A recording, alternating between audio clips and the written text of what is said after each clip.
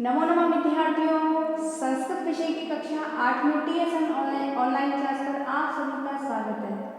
विद्यार्थियों, previous video में हमने रुचिरा तृतीय भाग है जो आप लोगों की संस्कृत विषय की पाठ्य पुस्तक है बच्चों, उसका जो चैप्टर 10 है नीति नवनीतम, 10वां पाठ है नीति नवनीतम। इस पाठ के बच्चों हमने हिंदी ट्रांसलेशन करना सीखा, साथ ही हमने सभी अभ्यास प्रश्नों को हल किया। और आज की कक्षा में बच्चों हम जो चैप्टर 11 है सावित्रीबाई फुले, इस शीर्षक से बच्चों उस पाठ को हम पढ़ेंगे बच्चों। ठीक है, एकादश पाठ है, 11वां पाठ, चैप्टर 11 सावित्रीबाई फुले। तो बच्चों इस पाठ को पढ़ने से पहले हम जो इसके पेज नंबर 78 पर हार्ड वर्ड्स दिए गए हैं बच्चों, सबसे पहले हम उन्हें पढ़ लेते हैं ताकि चैप्टर का हिंदी अनुवाद समझने में आप लोगों को आसानी हो। ठीक है बच्चों, तो पहला कठिन शब्द दिया गया है आदाय। आदाय का अर्थ होता है लेकर। नेक्स्ट है प्रस्तर खंडान। प्रस्तर खंडान, प्रस्तर मीन्स पत्थर और खंड यानी टुकड़े, पत्थर के टुकड़ों को। नेक्स्ट है सविनोदम। सविनोदम, सविनोदम का अर्थ हुआ हंसी मजाक के साथ। नेक्स्ट है बच्चों आलपंती। आलपंती का अर्थ हुआ बात करती हुई। नेक्स्ट है अजायत। अजायत का अर्थ होता है पैदा हुई। नेक्स्ट है अभिहितौ। अभिहितौ का अर्थ होता है कहे गए हैं। नेक्स्ट है परिणीता। परिणीता में ब्याही गई। अस्पृश्यता यानी छुआछूत के कारण। Turn the page students, page number 79 पर पहला कठिन शब्द है बच्चों प्रारब्ध है।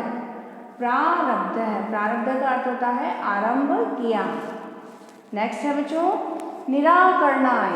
निराकरणाय, निराकरणाय का अर्थ होता है दूर करने के लिए। निराकरण मीन्स दूर करना, उपाय करना, ठीक है ना। तो निराकरणाय यानी दूर करने के लिए। नेक्स्ट है रूढ़ौ। रूढ़ौ, रूढ़ौ का अर्थ होता है बच्चों रूढ़ी में, रिवाज में, कस्टम्स में। नेक्स्ट है क्षीण वस्त्रावृता। क्षीण वस्त्रावृता, क्षीण यानी फटे पुराने, चिथड़े वस्त्रों को धारण करती हुई। ठीक है, तो क्षीण वस्त्रावृता का पूर्ण रूप से अर्थ हुआ फटे पुराने या फिर चिथड़े वस्त्रों को धारण करती हुई। नेक्स्ट मीनिंग है बच्चों पातुम। पातुम का अर्थ होता है पाधातु पीने के अर्थ में प्रयुक्त होती है, तो पातुम का अर्थ हुआ पीने के लिए। नेक्स्ट है सोढ़ुम। सोढ़ुम का अर्थ हुआ सहने में। नेक्स्ट मीनिंग है बच्चों उत्पीड़ितानाम। उत्पीड़ितानाम यानी सताए हुओं का। सताए हुओं का। नेक्स्ट है अशांतम। अशांतम का अर्थ हुआ बिना थके हुए। बिना थके हुए। नेक्स्ट है महीयते। महीयते का अर्थ होता है बच्चों बढ़ चढ़कर। महीयते मीन्स होता है बढ़ चढ़कर है। नेक्स्ट है गहना अवबोधाय। गहन प्लस अवबोधाय, इसका संधि विच्छेद होता है बच्चों। ठीक है ना, गहन यानी गहराई से, अवबोध में समझने के अर्थ में आता है, तो गहना अवबोधाय का पूर्ण रूप से अर्थ होगा बच्चों गहराई से समझने के लिए। ठीक है बच्चों, तो सभी कठिन शब्द अर्थ को हमने समझ लिया है बच्चों। तो चलते हैं पेज नंबर 76 पर पुनः, जहाँ से हमारा पाठ प्रारंभ हो रहा है और पाठ का हिंदी अर्थ हम समझते हैं। ठीक है बच्चों, तो सबसे पहले देखते हैं हम एकादश पाठ है, 11वां पाठ सावित्रीबाई फुले। ठीक है ना, तो लिखा है यहाँ पर शिक्षा हमारा अधिकार है। हमारे समाज में कई समुदाय इससे लंबे समय तक वंचित रहे हैं। उन्हें इस अधिकार को पाने के लिए लंबा संघर्ष करना पड़ा है। लड़कियों को तो और ज़्यादा अवरोध झेलना पड़ता रहा है। प्रस्तुत पाठ इस संघर्ष का नेतृत्व करने वाली प्रातः स्मरणीय यानी कि प्रातः ही याद करने योग्य एवं अनुकरणीय है, जिनको हमको फॉलो करना चाहिए, ऐसी महिला शिरोमणि सावित्रीबाई फुले के योगदान पर केंद्रित है। ठीक है ना बच्चों, तो देखिए बच्चों, पिक्चर को भी देखिए आप लोग। हमें एक छोटी सी पाठशाला दिखाई दे रही है। पाठशाला के बारे में बोर्ड पे अ आ इ उ इस तरह से लिखे हुए दिखाई दे रहे हैं बच्चों। ठीक है, और एक मार्ग पर रास्ते में एक महिला बुक्स हाथों में लिए हुए चलते हुए दिखाई दे रही है। एक साइड से कुछ लोग उस पर पत्थर फेंक रहे हैं तो कुछ उस पर धूल फेंक रहे हैं। तो ये चित्र में क्या, इस चित्र को देखने पर हमें क्या समझ में आ रहा है, आप लोग समझ पा रहे होंगे बच्चे।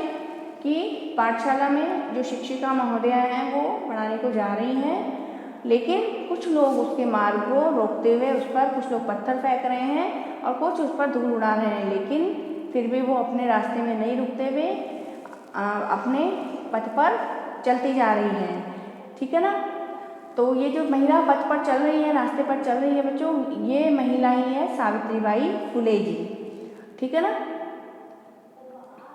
तो सावित्रीबाई फुले वो महिला है जिन्होंने जो लड़कियों की शिक्षा के लिए आगे बढ़ कर के उन्होंने कदम बढ़ाया और बहुत संघर्ष भी किया कि लड़कियों को शिक्षा मिलनी चाहिए। इसके लिए उनको शिक्षा का अधिकार दिलवाने के लिए उन्होंने बहुत संघर्ष भी किया। ठीक है ना। और नेतृत्व में करने में वो आगे ही रही है। ठीक है ना बच्चों। तो सावित्रीबाई फुले का जो जीवन है वो हमेशा सबको समझना चाहिए और अनुकरणीय है उनका जीवन पूरा कम्प्लीटली। तो इसीलिए उन्हीं के संदर्भ में ये पाठ है बच्चों। और सावित्रीबाई ने क्या क्या कार्य किए वो सब यहाँ हम चर्चा करेंगे। ठीक है। तो शुरू करते हैं बच्चों। ऊपरी निर्मितम चित्रम पश्यत, ऊपर जो चित्र निर्मित है पश्यत यानी देखिए। इदम चित्रम कस्याचित पाठशालायां वर्तते, यह जो चित्र है वो किसी पाठशाला का प्रतीत होता है। इयम सामान्य पाठशाला नास्ति, यह कोई सामान्य पाठशाला नहीं है। इयम अस्ति महाराष्ट्रस्य प्रथमा कन्या पाठशाला, यह महाराष्ट्र की पहली जो है वो कन्या पाठशाला है, बालिकाओं की पहली पाठशाला, गर्ल्स स्कूल है, मतलब महाराष्ट्र की पहली गर्ल्स स्कूल है बच्चों ये। एका शिक्षिका गृहात पुस्तकानि आदाय चलती, जो एक शिक्षिका है वो गृहात यानी कि घर से पुस्तकानि जो बुक्स हैं वो आदाय मीन्स लेकर के चलती हैं। मार्गे कश्चित तस्या ऊपरी धूलि कश्चित च प्रस्तर खंडान, टर्न द पेज स्टूडेंट्स, क्षिपति यानी कि मार्गे कश्चित मार्ग में रास्ते में, कश्चित कोई, तस्या ऊपरी कोई उसके ऊपर, धूलिम कश्चित कोई उसके ऊपर धूल, तो कोई प्रस्तर खंडान जो पत्थर के टुकड़े हैं उनको क्षिपति फेंकता है। तो देखिए बच्चों पिक्चर में दिख भी रहा है, एक साइड से कोई पत्थर फेंकते दिखाई दे रहे हैं तो कोई धूल उड़ाते हुए दिखाई दे रहे हैं, धूल फेंकते हुए दिखाई दे रहे हैं। ठीक है ना बच्चों। परम सा स्वदृढ़ निश्चयात न विचलती, लेकिन वो जो है वो अपने दृढ़ निश्चय से विचलित डगमगाती नहीं है। सा किसके लिए आया है? सावित्रीबाई फुले जी के लिए आया है कि मतलब मार्ग में वो अपने घर से बुक्स वगैरह लेकर के अपने घर जो विद्यालय है, बालिकाओं का जो स्कूल है उसकी तरफ जा रही है, लेकिन रास्ते में विरोध करते हुए कुछ लोग उन पर पत्थर फेंक रहे हैं और कुछ लोग उन पर धूल उड़ा रहे हैं, लेकिन वो अपने जो निश्चय है उनका बच्चों को पढ़ाने के लिए दृढ़ संकल्प लिया उससे वो अब विचलित नहीं होती हैं, वो रुकती नहीं हैं, आगे बढ़ती जाती हैं। स्वविद्यालय कन्या भी सविनोदनम आलपन्ति, सा अध्यापने संलग्ना भवति।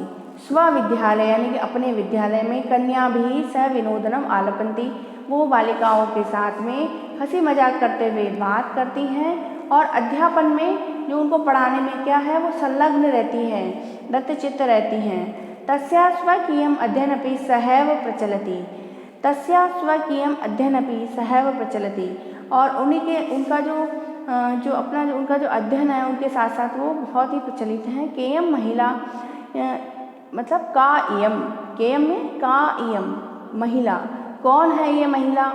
अपि युवम इमाम महिलाम जानीत, क्या तुम सब, युवम मीन्स तुम सब, इमाम महिलाम इन महिला को जानते हो।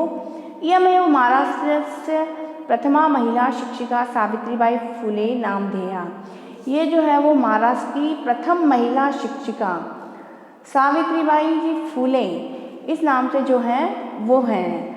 क्या बताया इसमें, क्या पूछा है कि भाई क्या आप लोग इस महिला को जानते हो क्या भाई? तो वापस से क्वेश्चन के बाद में आंसर क्या आया है कि ये महाराष्ट्र की प्रथम महिला शिक्षिका सावित्रीबाई फुले हैं, इस नाम से जानी जाती है। इस नाम से क्या है? प्रसिद्ध है, फेमस है। ठीक है बच्चों। तो बच्चों आज की कक्षा में बच्चों हमने जो आप लोगों का जो चैप्टर 11 है, एकादश पाठ है, इस पाठ के बच्चों सभी कठिन शब्दों के अर्थ को हमने सीखा। बच्चों आप लोग सभी इन हार्ड वर्ड्स को लर्न करें। ठीक है। और जो फर्स्ट पैराग्राफ है इसका चैप्टर का पेज नंबर 76 पर वो, और 77 पर जो फर्स्ट पैराग्राफ कंप्लीट हुआ है वहाँ तक बच्चों हमने पढ़ा। आज की कक्षा में बच्चों इतना ही। अगली कक्षा में हम इस पाठ के शेष भाग को कंप्लीट करेंगे बच्चों, ठीक है, और कंटिन्यू करते हुए हम शेष भाग कंप्लीट करेंगे और उसके बाद हम सभी जो इसके अभ्यास प्रश्न हैं उनको समझेंगे। आज की कक्षा में बच्चों इतना ही। अगली कक्षा में फिर मिलते हैं, तब तक के लिए शुभम मंगलम।